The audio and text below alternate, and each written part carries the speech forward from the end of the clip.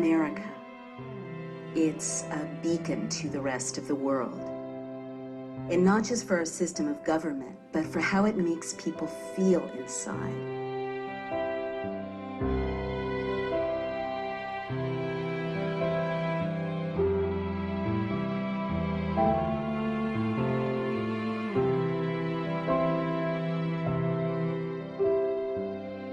What do you love about America? I just love the country and the people. I love America because I'm free. Tell me what you love about America. Everything. The founders didn't write the Constitution and the Bill of Rights with all this bravado and confidence. They wrote those documents in fear. They had come, or their families had, from places where people they knew were hung for speaking up for their rights. Reading the Constitution, there were moments where I really felt the presence of, the fragility and the beauty that was in that original dream of this country being founded in this way, and that incredible hope that went into those documents, and the incredible, I almost felt around me the protection that those documents give me and my children, very personally. And then I felt them threatened.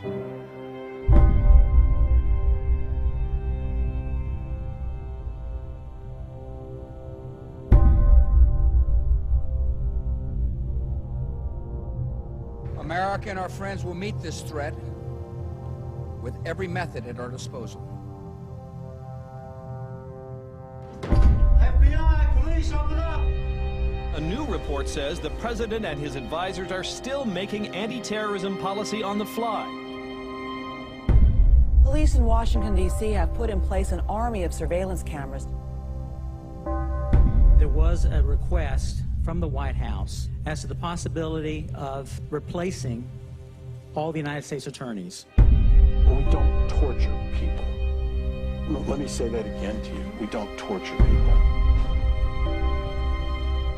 Preventing mass terror will be the responsibilities of presidents far into the future.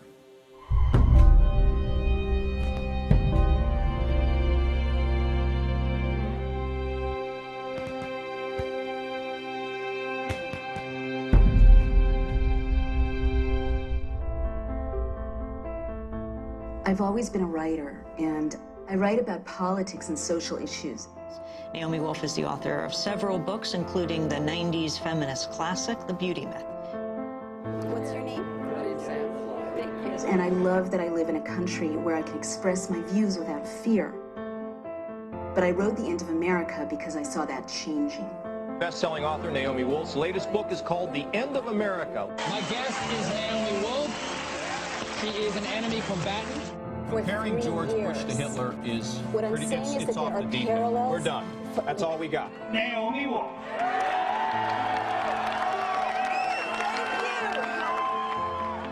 I started having conversations around the country, talking with people at town meetings.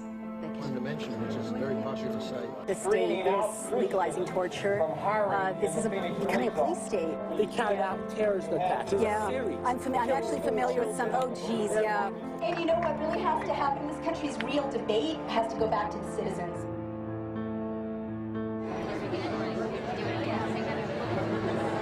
Traveling around America to warn people of this threat, I felt so strongly how each of us has a role to play in standing up for the Constitution.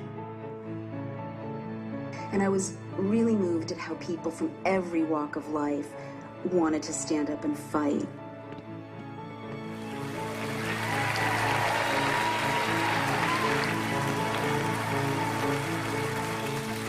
So tonight I'm going to talk to you about some very disturbing warning signs that we have to pay attention to and rise up to confront.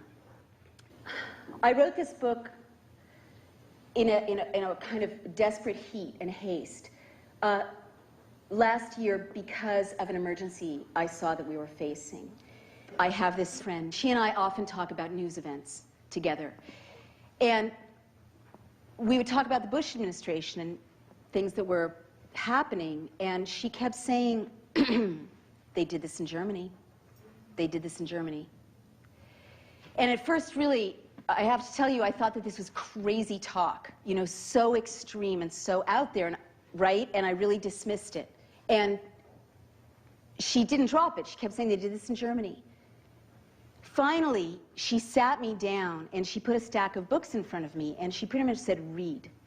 And I started to read. And as I read, literally my hair stood on end because sound bites and images and phrases were leaping off the pages and were current in the discourse around us. Little echoes from things like Homeland, the Department of Homeland Security. It used to be called domestic security, right?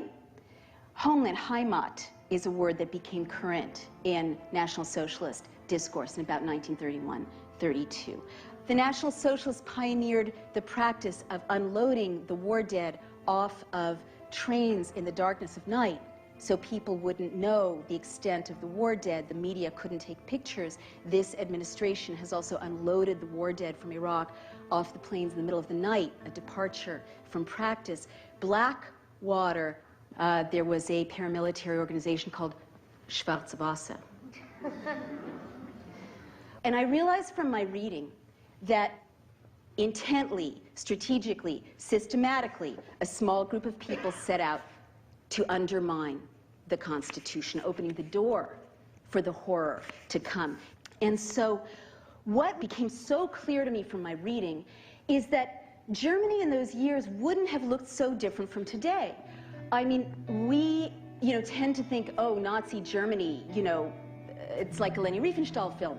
But in fact, Germany in 1930, 31, 32 had gay rights organizations and human rights organizations and feminist organizations. It had celebrities. It had all kinds of newspapers, all kinds of debate, all kinds of dissent. It was a modern state.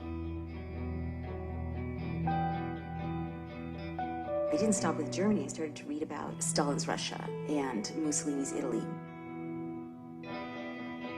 East Germany in the 50s. Czechoslovakia in the 60s, Pinochet's coup in Chile in '73, and the Chinese crackdown on the democracy protesters at the end of the 80s. The same things recur again and again and again. Little subversions of people's rights, little constitutional changes. And I saw that the great dictators learned from one another what was essentially a blueprint for closing down an open society. And then it became clear to me that this blueprint is simple. It consists of 10 steps, 10 clear steps. And then what became so chillingly clear to me is that these 10 steps are in place in the United States today. Fear is the most devastating of all the threats we can have in a democracy. The language of fear will cause ordinary, decent people to do things that's not in their character.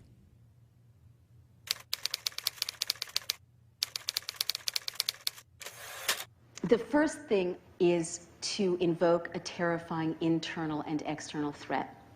And sometimes it's a real threat. After 9/11, the Bush administration used a terrible crime against our nation to launch what it called a, quote, war on terror, end quote.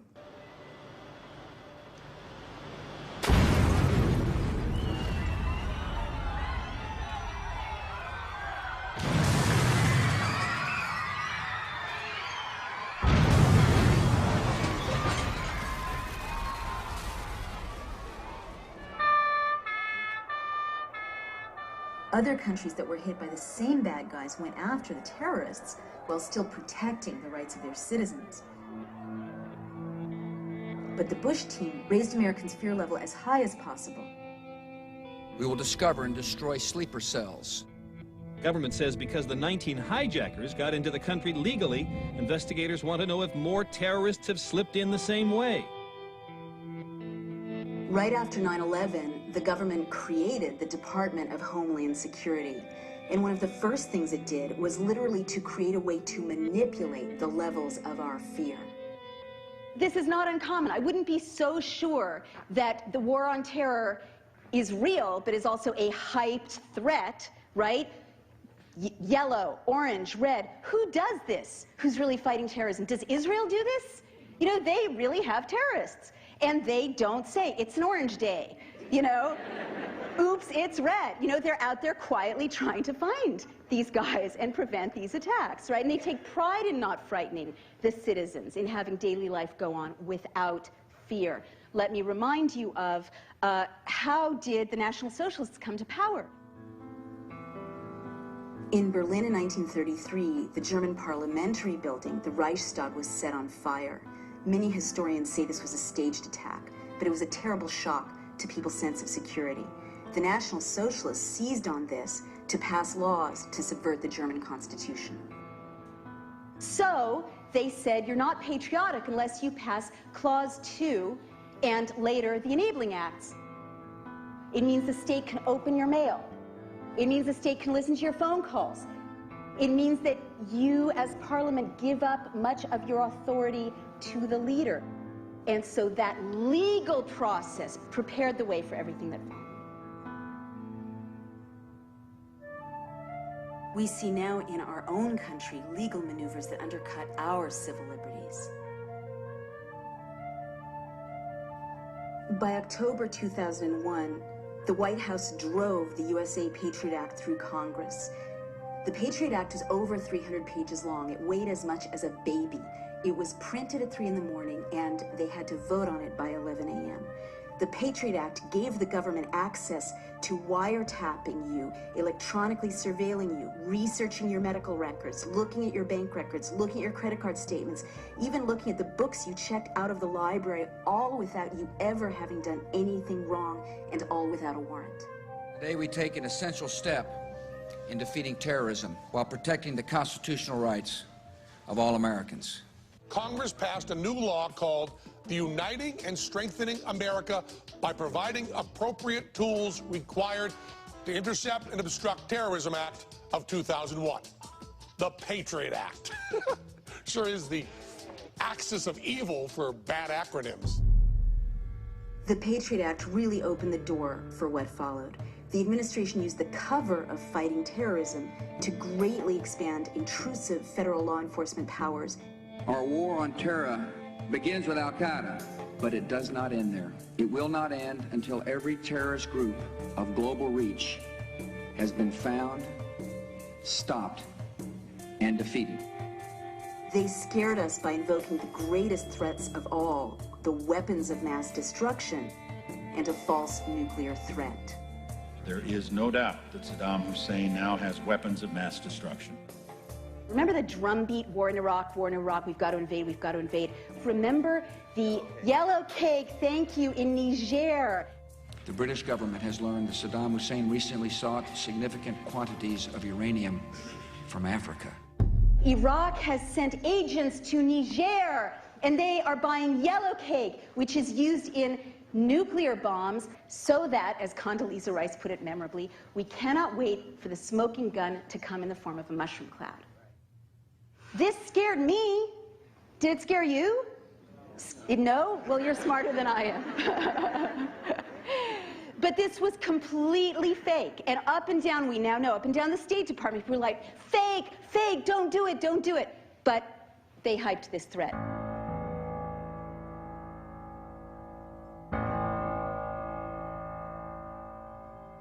This government does not torture people. We don't torture people. Khalid Sheikh Mohammed. We don't torture people. Waterboarding. We do not, I don't talk about torture. techniques, and we don't torture people. Now listen to me. I want you to listen to me.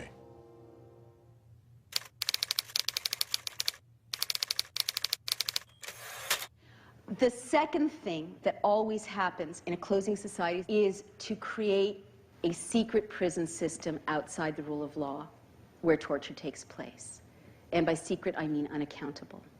Now, the White House has said for years, America doesn't torture. We know now that America tortures grievously.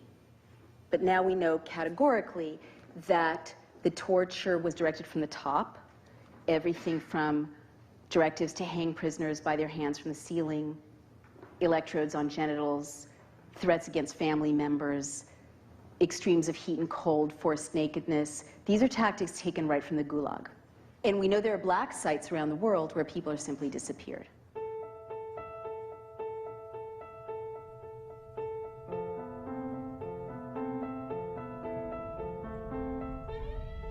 The secret prisons and Guantanamo became settings where U.S. agents tortured prisoners.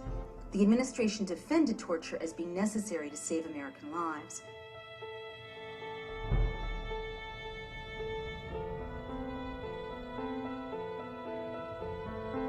I wake up on November 14th, 2001, and I read in the Times that the president has issued what's called Military Order Number 1. And it is an order of the president's that he issues as the commander-in-chief, essentially says that the president can pick up any non-citizen anywhere in the world who the president thinks might be involved in terrorism. The hunt is on. They're enemy combatants and terrorists who are being detained for acts of war against our country. And that is why different rules have to apply. When people are unpopular, vilified, painted as devils, that's when rights get swept aside. So the administration sought to redefine torture. John Yoo wrote a memo in 2002 that was a semantics game, a really evil semantics game that sought to redefine torture narrowly to just two criteria. One was organ failure, and the other was that severe pain and suffering must be inflicted with specific intent. And anything less than that did not, according to this memo, constitute torture. Okay, look, you contributed to the writing of the 2002 memo. Is that right? Yes, sir. The memo was implemented at some point. Is that right? What do you mean by implemented, sir? What I mean by implemented is the guidance that was set forth in that legal memorandum was followed and put into action. Do you understand what I mean by implemented now, sir? So you're asking me, was the memo followed? Was the memo followed by... I'm not going to get into semantical games with you in this 5 minutes. I need you to answer the question or refuse to. The Army had for decades a manual on interrogation. It approved 16 methods of interrogation. Rumsfeld then directed to expand the 16 methods of interrogation to 35, and that started our downfall. I don't see people kind of bringing the nation to a halt in protest against what's being done to these detainees. And even decent people say that they can't get that worked up about it. I mean, these people are represented as the worst of the worst. So quite apart from the morality of the torture of prisoners in our custody, quite apart from the fact that the Constitution forbids cruel and unusual punishment, quite apart from the fact that it's against the law, U.S. law as well as international law. So why should we care that brown people with Muslim names are being tortured?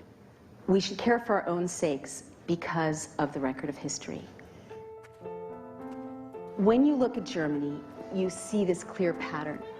In 1930, 31, 32, torture was still illegal in Germany, but the SA, these informal paramilitary groups, would drag people out of halls like this one if they asked a confrontational question and take them to these makeshift torture cellars. And one of the early parts of the Hitler regime was really to pick up people and put them into essentially concentration camps. And instead of calling that torture, which is what was going on, they called what they did to people enhanced interrogation techniques. That term is precisely the term that the United States government uses about the way it treats people at U.S. detention camps. After the great wars of recent history, America established laws that protected the right of prisoners more and more securely. While Rumsfeld was pushing for these abusive interrogation methods for the military to use, the military felt honor-bound, and they were actually legally bound to obey the Geneva Conventions. And under the Geneva Conventions, torture can be used under absolutely no circumstances whatsoever.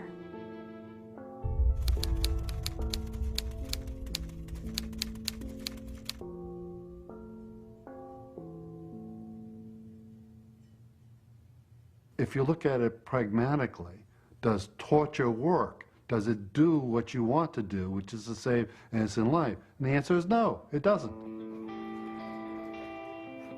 Waterboarding it is the same thing that Saddam Hussein did when he was head of Iraq. It basically didn't work, and it was illegal, and worse, it provided information that was completely wrong. You know, even the justification for invading Iraq, for killing hundreds of thousands of people in Iraq, was based on a lie. It was based on a false confession obtained through torture.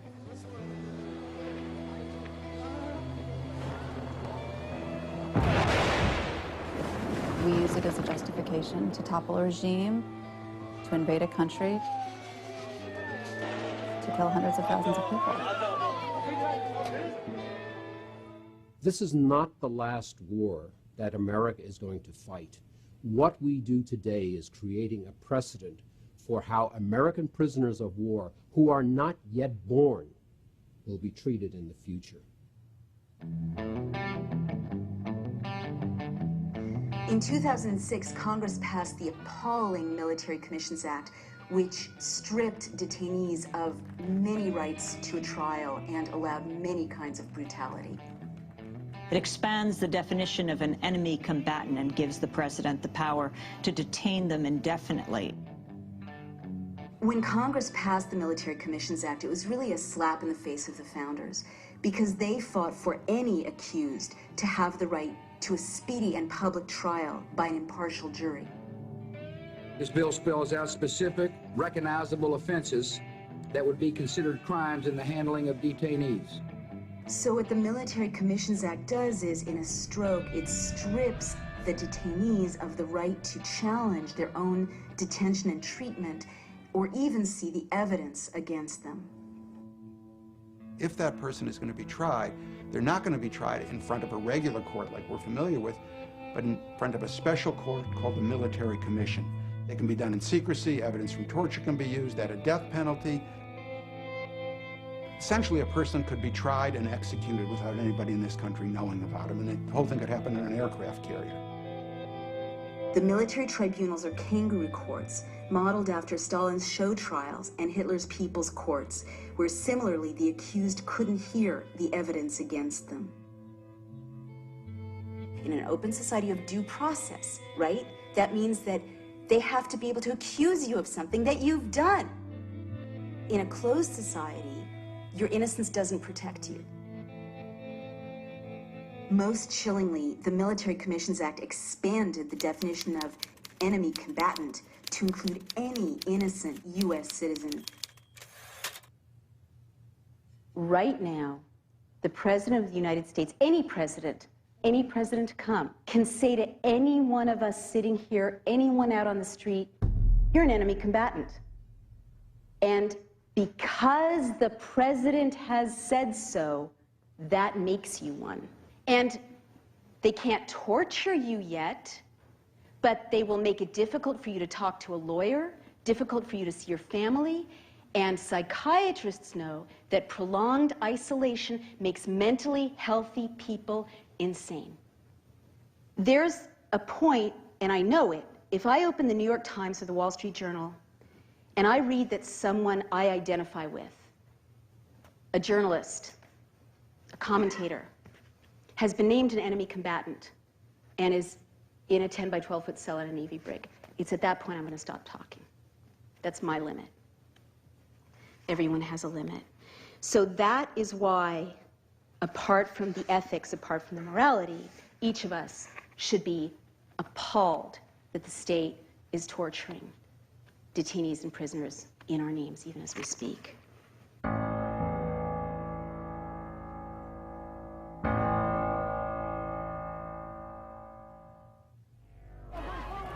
We have difficult work to do in Iraq. We're doing important work there. We need protection for our diplomats.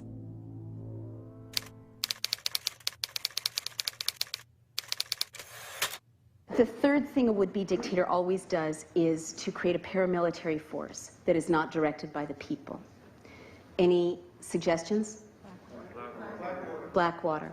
That's right. I mean, when I lie awake at night, out of all these things, this is the one that scares me most. Hey, all these fuckers right here.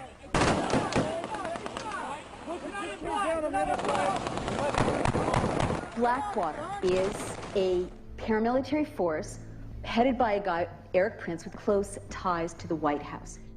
Eric Prince's family's wealth has contributed over $2.4 million to the Republican Party and its candidates. Blackwater alone has secured more than $500 million in federal security contracts since the year 2000.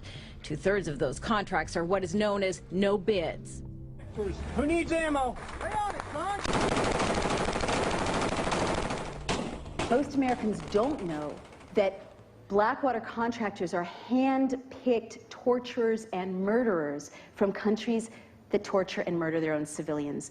Do you have any qualms about hiring people out of Chile to participate actively in this war? I believe the persons of that country have a free right to contract. Now, most of us know that Blackwater is operating pretty much outside the rule of law by design in Iraq, and we know they murdered 17 civilians in cold blood.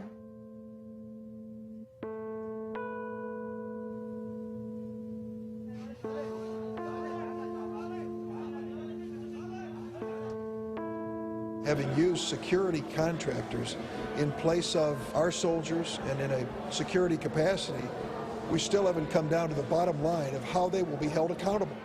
You do admit that Blackwater personnel have shot and killed innocent civilians, don't you?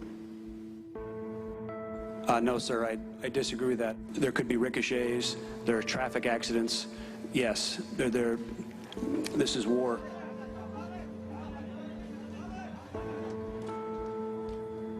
Can you tell me, was an investigation ever conducted? Congressman, if you will, we will get back to you with full details. Are you refusing to answer, or is that... Congressman, I will have to check on that for you. We've had a better response from Blackwater than we have from the State Department on getting information. It's a question of when things go wrong, where is the accountability? When the FBI tried to investigate, the State Department blocked the investigation. Now, when the state starts to protect its own murderers, a very dangerous corner has been turned. I asked your Secretary of Defense a couple months ago what law governs their actions. Mr. I was going to ask him. Go ahead.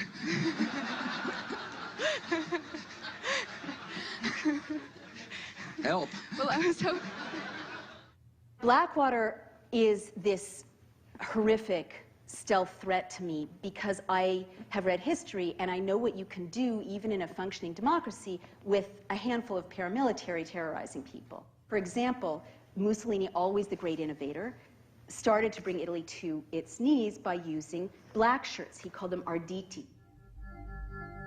They were veterans returning from the war, and he would send them in a targeted way, go beat up that newspaper editor, go beat up this politician. And it's intimidating. Finally, there were scenes of when actual parliamentarians were getting threatened by these black shirts, they started to cave. And this prepared the way for Mussolini to triumph. And so, of course, Hitler knew something that worked when he saw it, so he deployed the brown shirts. So why is a paramilitary force so alarming? Why do we have the Fourth Amendment?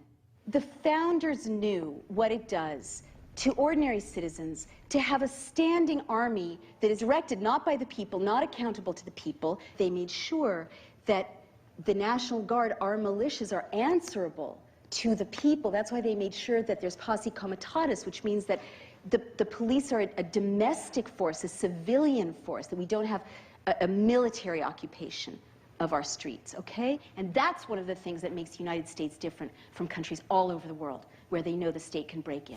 Blackwater Worldwide's high-risk warrant hostage rescue course is designed to teach proven tactics on the most common situations. Many of us don't know that Blackwater is already operating in the United States. In New Orleans, in the wake of Hurricane Katrina, Jeremy Scahill reports that there were contractors shooting at civilians in Katrina. I was in New Orleans in the aftermath of Hurricane Katrina, and I saw Blackwater mercenaries speeding up and down the streets in unmarked cars, heavily armed with M4 machine guns, flak jackets, other weapons strapped to their legs.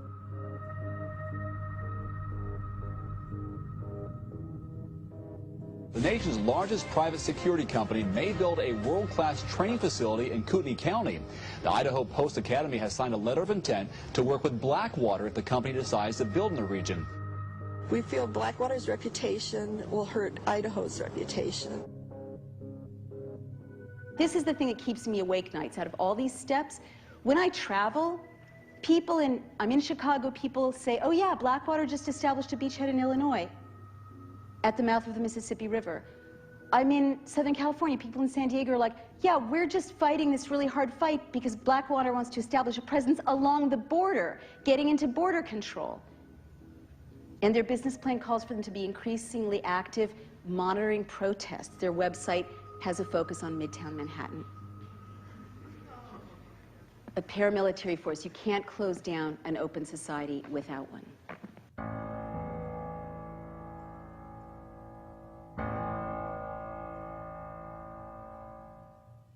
We've got a crisis. We're at war. The enemy is plotting to attack us.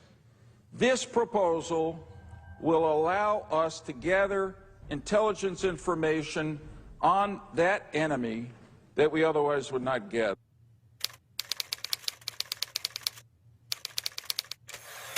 Another sign of a closing society is when government starts to surveil ordinary citizens. Mussolini pioneered this. Hitler set up neighborhood spies, East Germany developed the Stasi, and China today has the Dangan system. You need a surveillance apparatus to close an open society. Most of us know that our emails can be read and our phone calls can be listened into. But most people, I would have to say quite naively, think, well, if I'm not doing anything wrong, why does it matter? All you have to do is read history to know that in a closing society, you don't have to have done anything wrong. If there's a surveillance apparatus, they can listen in, and they, as other institutions erode, they can simply say you've done something wrong, or use leverage through the surveillance to intimidate you. The Stasi, the secret police of East Germany, kept everyone in a state of fear and silence. For years, everyone thought they had a Stasi file on them. After the wall came down, it turned out that only 10% of people actually had a file on them. But all it takes is to know you're under surveillance to keep you scared and frightened. So this is one of the steps that I have a very personal relationship to, and I have a lot of feelings about it, for the following reason. For a year and a half, every time I would try to take a plane, I would get my boarding pass, and it would have a quadruple S high security threat mark on it. And they would take me out of the line and do that whole extra security check thing. And I kept asking, what's up with this? Why are you doing this? Why are you doing this? And finally, this nice young TSA agent said, oh, you're on the list. And I'm like, the list? I'm on the list? How was Nazi Germany able to round up so many Jews so quickly? Because they had mechanized the list. Again, how did Pinochet manage to round up mass arrests? Mass arrests are always a hallmark of a closing society. Thousands, tens of thousands of people in a notorious soccer stadium. The list. Every closing society keeps a list. So I researched it, and it turns out that I was in very good company. As of July of 2008, there are over 1 million Americans on the watch list. 20,000 names get added each month. 1 million entries. Now, there can't possibly be 1 million terrorists in the United States.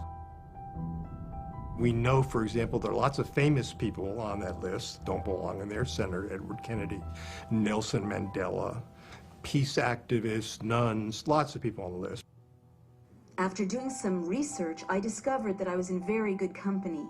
Many innocent, outspoken U.S. citizens are on the watch list.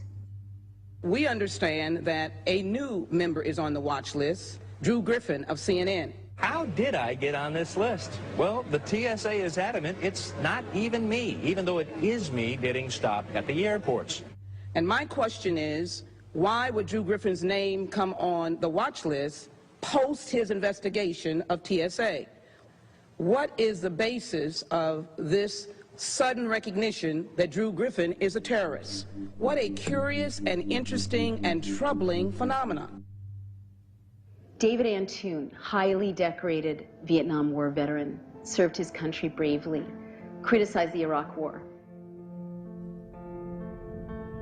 I mean, you can take WMDs and the Gulf of Tonkin, and you can see the manipulation of information to bring the American public into accepting and approving of a war that really had no basis.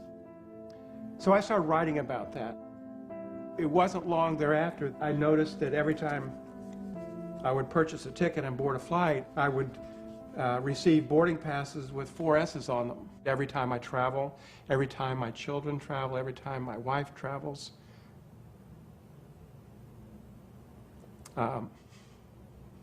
Every time my 86-year-old mother travels.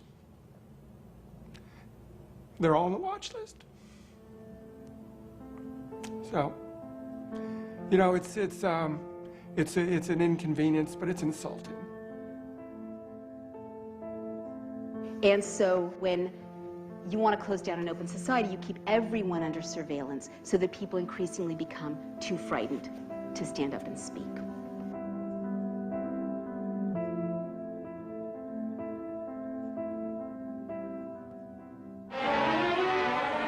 To one of these meetings came a young FBI agent, bringing with him, concealed among groceries, a portable radio transmitter.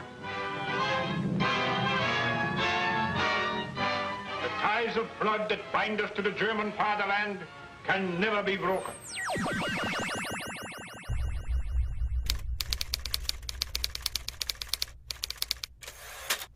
The fifth thing that always happens in a closing society is that there's increased infiltration of citizens groups, and this is against the law. The ACLU has many documented cases of illegal infiltration of groups just like this, and in fact there's probably someone here today. Hello! You know, I hope your audio is working well.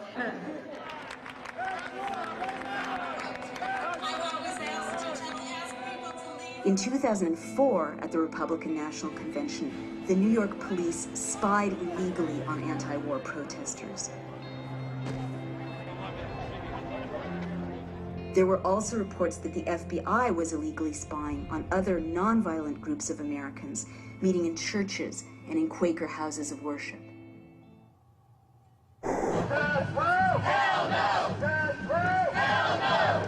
State police documents obtained by the ACLU reveal that undercover cops infiltrated local groups opposed to the death penalty and the war.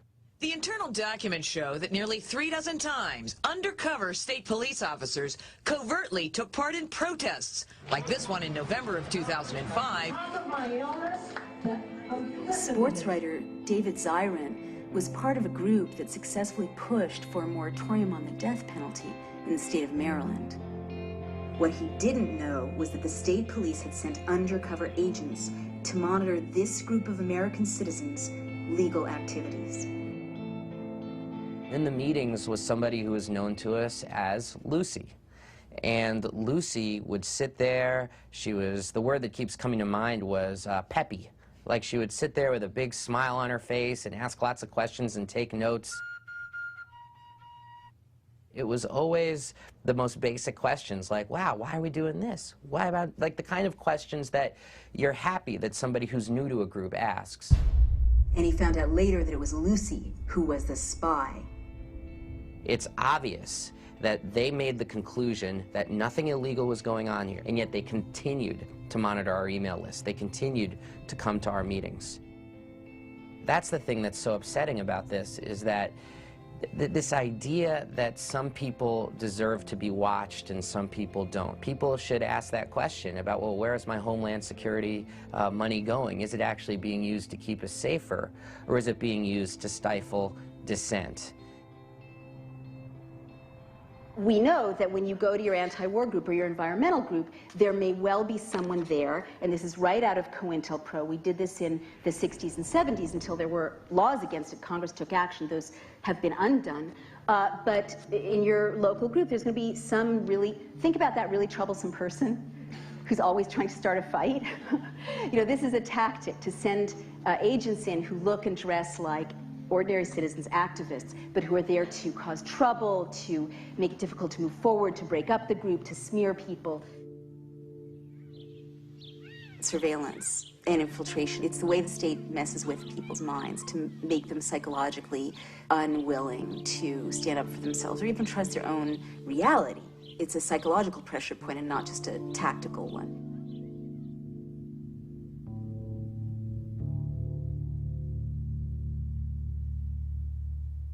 The Bush administration says a president's warfighting powers include authority to detain enemy combatants, even when they're U.S. citizens.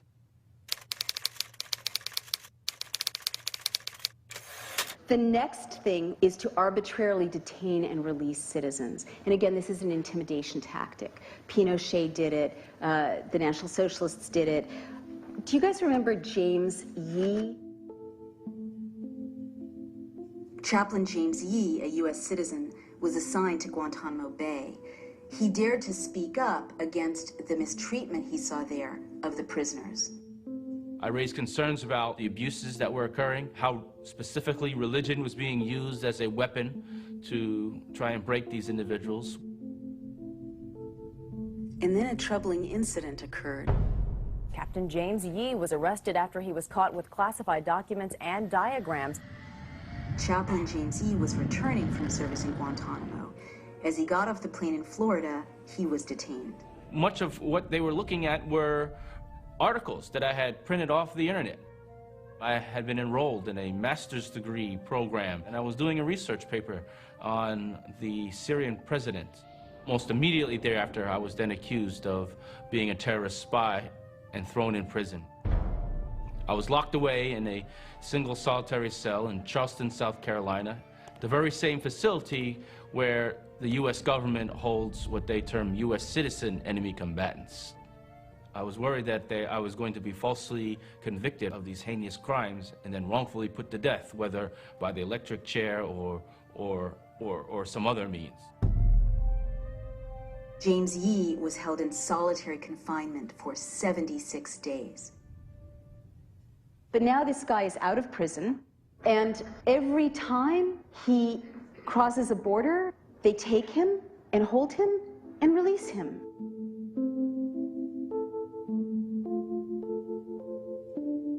My life would be forever affected by the constant surveillance that the American government puts on its U.S. citizens.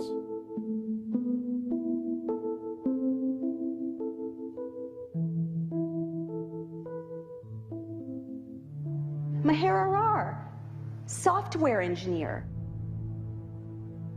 Maher Arar, a Canadian citizen, had been vacationing with his family in Tunisia. As they were flying home, he was taken at the airport and separated from them. I was pulled aside by immigration officials. They took my fingerprints, my photos. All of a sudden, FBI officials came and started interrogating me. He was stopped at JFK, pulled out of line, interrogated all day, and then taken to the Metropolitan Detention Center in New York. This father of two was held in solitary confinement for 2 weeks. He repeatedly asks for his attorney. He tells them he'll be tortured in Syria. He tells them he doesn't want to go to Syria. He was then taken via Jordan to Syria, where he is detained for a year. There was no light in there. It was 3 feet wide, 6 feet deep, and 7 feet high. It was a torture chamber. He was whipped with an electrical cable. He was interrogated for up to 18 hours a day. First time they beat me, I was in the chair. He showed me the cable, and he started beating me all over my body. No one knew for the first 2 weeks in Syria where he had been removed because the U.S. government wouldn't tell people. Maher Arar was kept in a grave-like cell and tortured for over 10 months. He was then released, and no charges were ever filed against him. I still have fears. I don't take the plane anymore. I don't fly. I have not been able to find a job. They ruined my life. They ruined my life. The idea that the president could simply pick up any person in the world and hold them in an offshore prison, hold them forever, is really a shock. And that goes against everything that a legal system or that a democracy or that a republic ever stood for.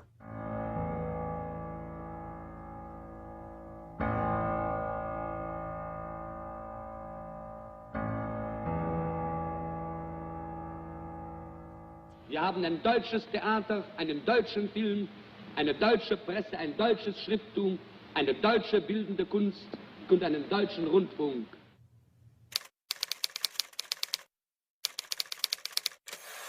The next thing that always happens, the seventh step, is the targeting of key individuals. Goebbels was so good at this. He systematically targeted people who were not in alignment with the regime. So you start to see key individuals, visible individuals, kind of singled out to be punished or have repercussions, career repercussions. You saw people like the Dixie Chicks. President of the United States. The Chicks' hit Travelin' Soldier went from #1 to oblivion in 2 weeks. Replacing it, Daryl Worley's Have You Forgotten, a pro-war song. It wasn't a local type of thing where people, and there wasn't an aspect of that, but for the most part it was coming down from the top. You are not allowed to play the Dixie Chicks. One random comment, they wished Bush wasn't from Texas. Next thing you know, Clear Channel, which has close ties to the White House, is making sure that radio stations are not playing their music. We don't have a stage and a microphone. All we have is our checkbook when we go pay for the CDs and the tickets and the t-shirts and all the stuff we've paid too much money for. And then, another one of these echoes, you hear about spontaneous CD burnings of Dixie Chicks CDs all over the South. And you know there's something funny going on with this because CDs don't burn. What does this echo? Book burnings, of course. In April of 1933, Goebbels orchestrated spontaneous book burnings where students were supposed to pile up books by people who were critical of the regime and trash them, set them on fire. You saw people like Dan Rather, a critical report of Bush's service. CBS News, 60 Minutes, and this reporter drew fire today over our reports that raised questions about President Bush's military service record. Subsequently, the White House put so much pressure on his employer that Dan Rather now claims in a lawsuit that his employers caved to White House pressure and drove him out of his job. The central thing here is you can't have freedom of the press if you're going to have large, big corporations and big government intruding and intimidating in newsrooms. The chilling effect on investigative reporting is going to be something we don't want to see. Many visible people cited Valerie Plame. My name and identity were carelessly and recklessly abused by senior government officials in both the White House and the State Department. She was singled out to punish her husband, who had blown the whistle about the president's lie about yellow cake uranium. After a CIA-sponsored trip to Africa, her husband, Joe Wilson, wrote this article attacking the rationale for war, that Iraq had weapons of mass destruction. Dick Cheney was furious, and when he found out Wilson's wife worked at the CIA, he wanted to use her to discredit him. It's claimed in retaliation, Scooter Libby leaked the fact that Wilson's wife, Valerie Plame, was a CIA operative. And you're convinced that's why they did it, is because they didn't like what you were saying? Well, I actually think that it was more nefarious than that. I think that they were doing it because they had every intention of trying to protect the cover-up of the lies and disinformation that provided the justification for war in the first place. They purposefully outed a CIA agent, Valerie Plame. That's not treason anymore, outing a spy? Did I mention it was one of our spies? Did the July 14th column destroy your covert position and your classified status? Yes, it did. I could no longer perform the work for which I had been highly trained, and so that career path was terminated. It was her whole career, and her whole career depended on keeping the cover, and they deliberately went out and trashed her. Valerie Plame, her career ended, her life endangered, those of the people around her endangered. And she says in her memoir that when she went out on her back porch, to look at her back porch rather, and she has 2 toddlers, she saw that the bolts holding the deck up 20 feet off the ground had been loosened. That's right, targeting key individuals.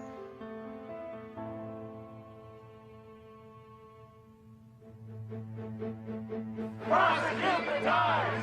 Prosecute the Tars! Prosecute the Tars!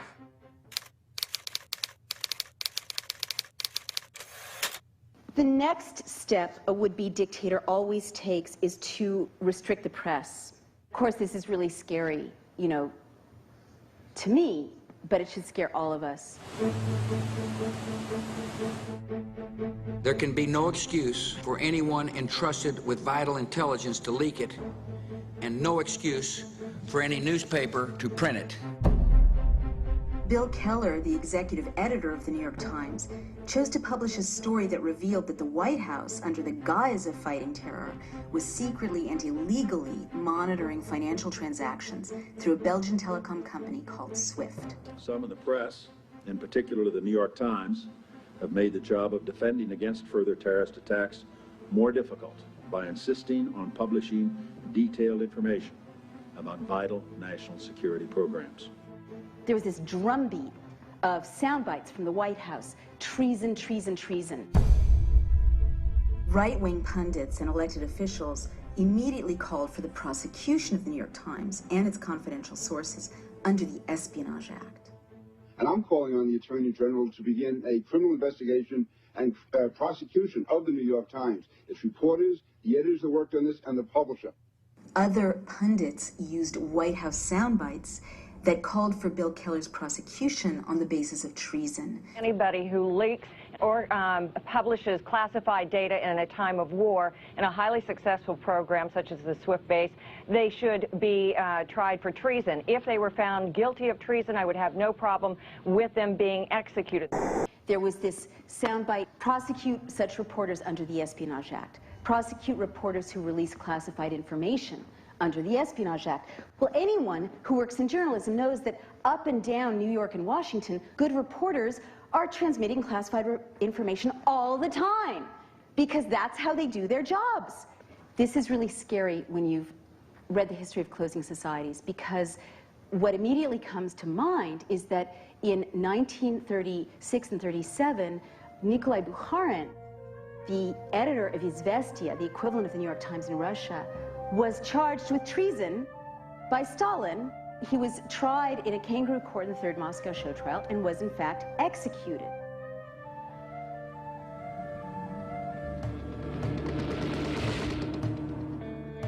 The Espionage Act of 1917 was passed in the run-up to the First World War. The Espionage Act basically made it a crime to criticize the war. It equated dissent with espionage. And what it did was it allowed agents of the state to round up ordinary citizens, librarians, activists, labor leaders, journalists, without warrants. Often these people were beaten, they were imprisoned. Eugene Debs, a presidential candidate at the time, was sentenced to 10 years in prison under the Espionage Act. His crime? He had given a speech about the First Amendment. So this sweep of the Espionage Act silenced dissent in the United States for a decade. So when you start to hear this drumbeat, treason, treason, espionage, espionage, try them under the Espionage Act, you know that you have moved into a very dangerous place in a closing society. Bilal Hussein was an AP photographer. He was part of a team of photojournalists who were nominated for a Pulitzer Prize for their documentation of the war in Fallujah.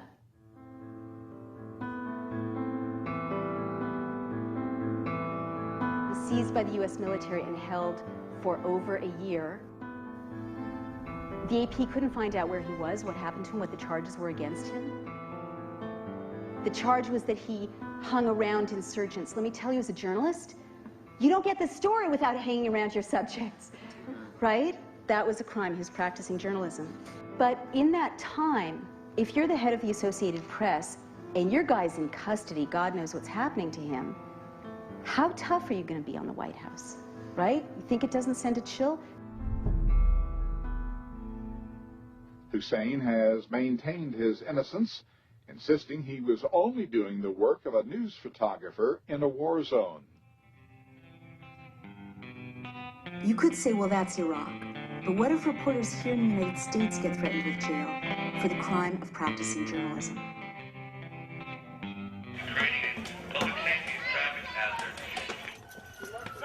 Get back! Everybody get back! Everybody step back! Another really scary example for those of us who are journalists here at home is Josh Wolf, no relation.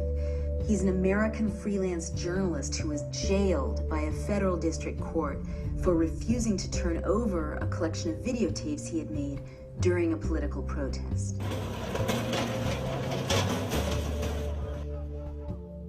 About 2 days after I filmed that protest, the FBI showed up at my house and asked a bunch of questions and wanted to obtain a copy of the full tape.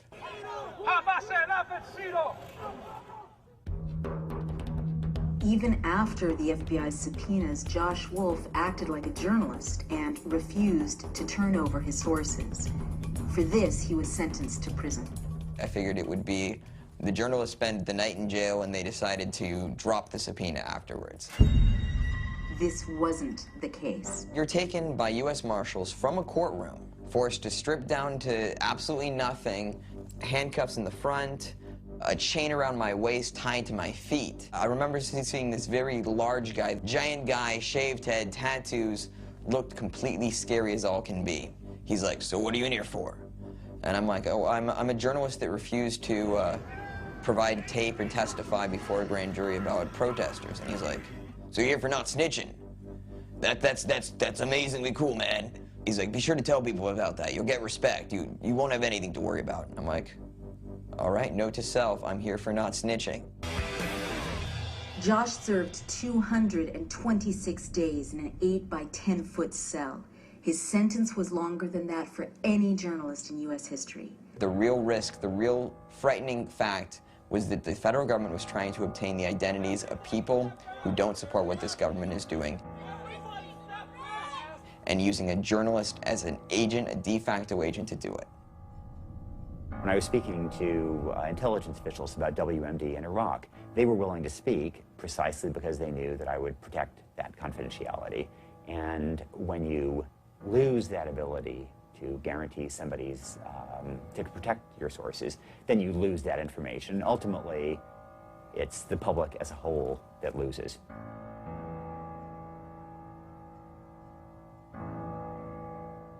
Move!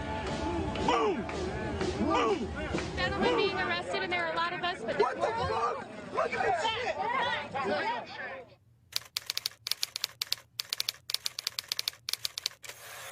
The 9th step is to recast criticism as espionage and dissent as treason, and you see this more and more.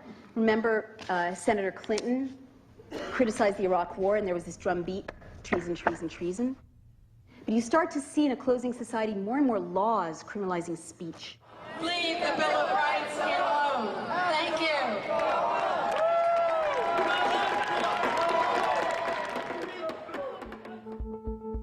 We already saw the White House use laws to silence dissent. If you're charged with the Espionage Act, you can be sent to prison for 10 years. If you're charged with treason, you can be executed. But even scarier are new laws. One that's been passed redefines protest as terrorism, and another that's been proposed simply criminalizes free speech.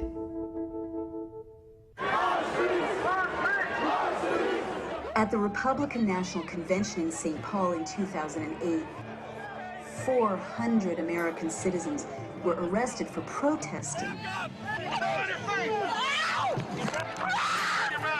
Over 100 were charged with felonies, and dozens of reporters were arrested.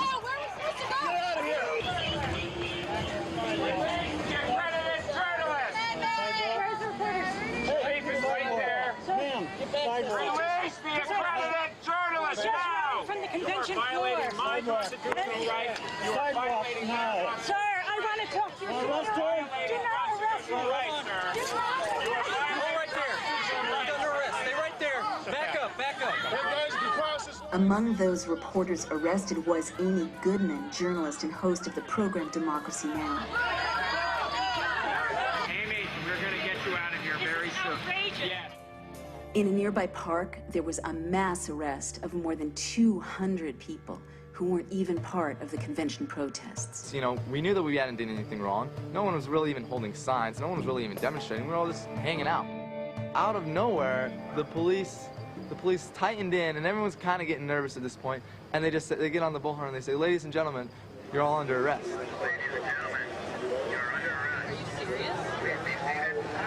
I'm seeing families and, like, you know, kids with University of Minnesota shirts, and like, and at that point, no one really believed it. But then as they started slowly moving in, it became real clear that this was a mass arrest and that they were going to arrest people without any probable cause, without witnessing any sort of crime other than hanging out in a park.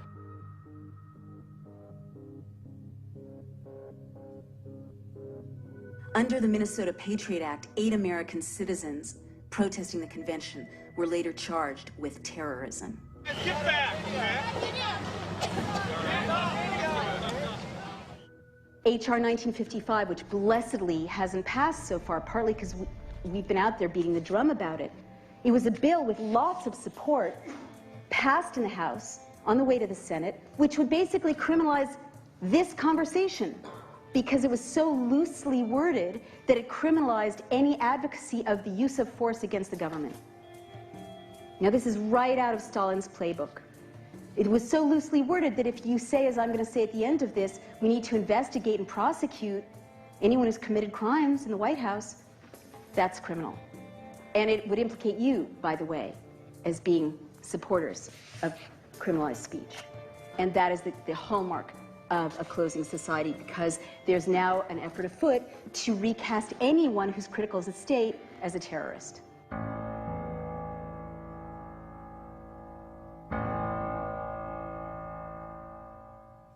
Some members of Congress want to know why President Bush claims he can sometimes just ignore the law if he feels like it. This president's theory of his power is now, I think, so extreme that it's unprecedented. He believes that he has the inherent authority to violate federal law.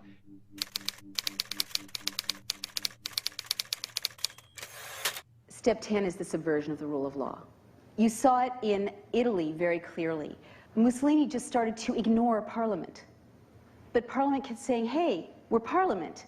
You can't just ignore us. Is this sounding familiar? Yeah.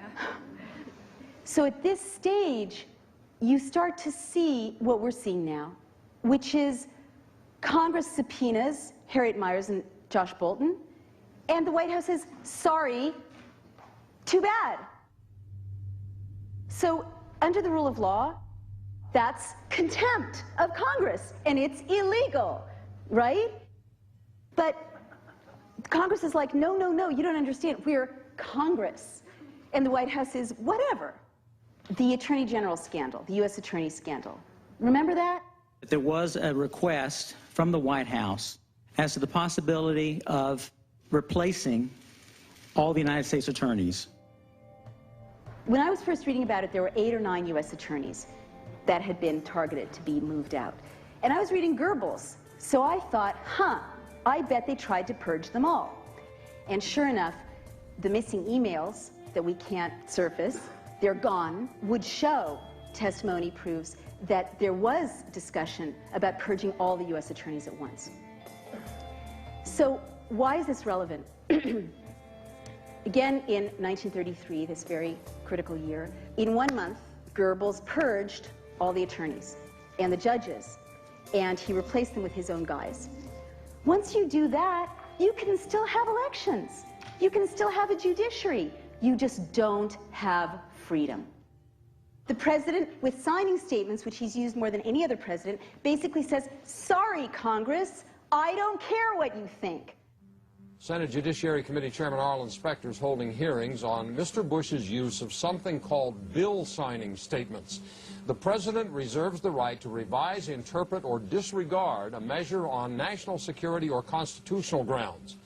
President Bush has done this 110 times to challenge 750 separate laws passed by the Congress.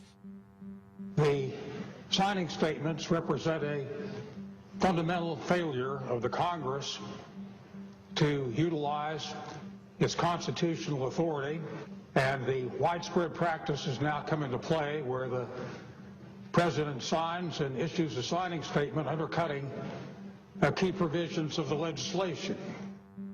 We're really at a point where the president is arguing about his own presidential power in ways that are in the antithesis of that Constitution and the values that it contains.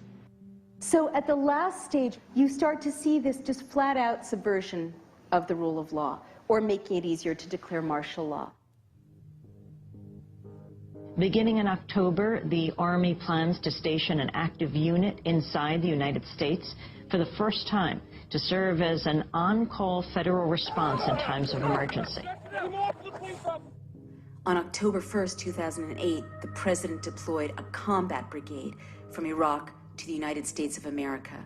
3,000 to 4,000 soldiers will appear on American streets. Their mandate is to engage in quote-unquote crowd control and to subdue individuals who are posing a threat to public order. This damage has been done to pull the last threads out, to make it look like a democracy, but make sure that essentially the pendulum cannot swing. Does the pendulum swing back? Can it? Will it? Well, unfortunately, civil liberties don't swing back like other issues. Civil liberties is a very precious commodity. When you lose them, it tends to run out of your hand like sand, and it's hard to get it back. Once we lose these powers, once we lose these separation of the branches of government, no executive is going to voluntarily say, okay, Congress, you can have your power back. Citizens, you can have your power back. Democracy is hard. And if you can intimidate the opposition, what leader isn't tempted by that? This is the truth the founders knew. The window is closing, but it hasn't closed. And if we rise up together, there's no force on earth that can restrain us. And the most important thing our founders left us is a psychology of liberty. Take back this country. I honor you.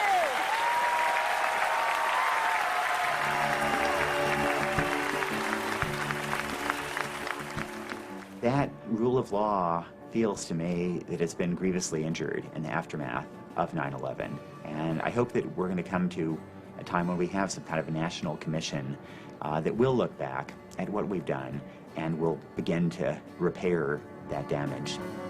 We as American citizens really should demand accountability.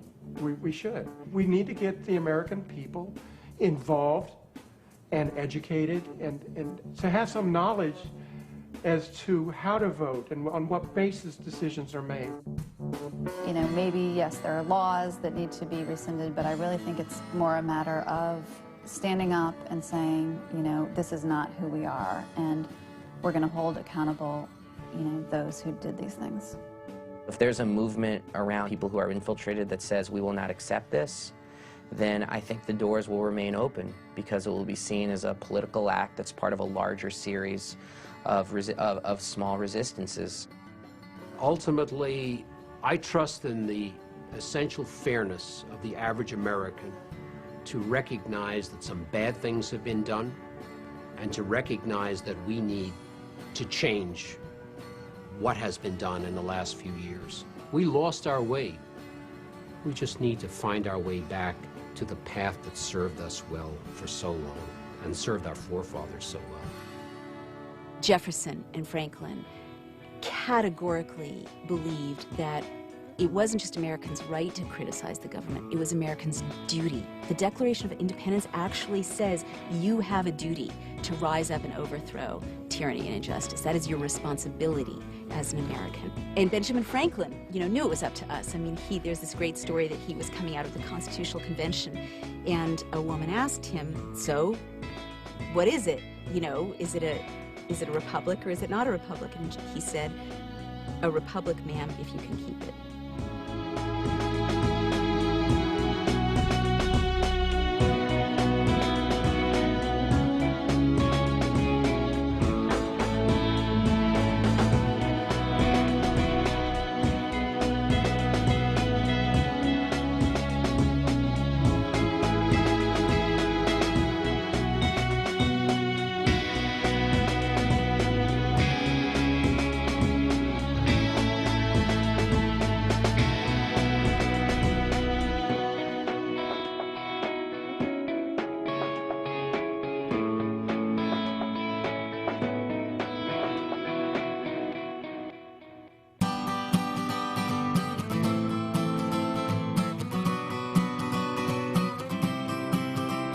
It's a quote from Edward Abbey, and it says, "A patriot must be ready to defend his country against his government."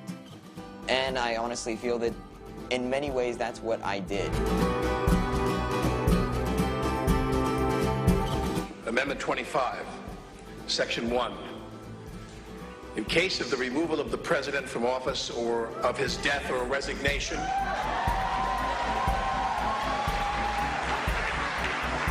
the Vice President shall become President.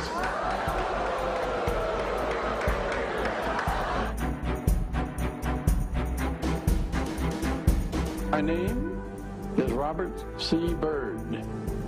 I am a United States Senator, and I am an American. This is my Constitution. This is our Constitution. And this is how it begins.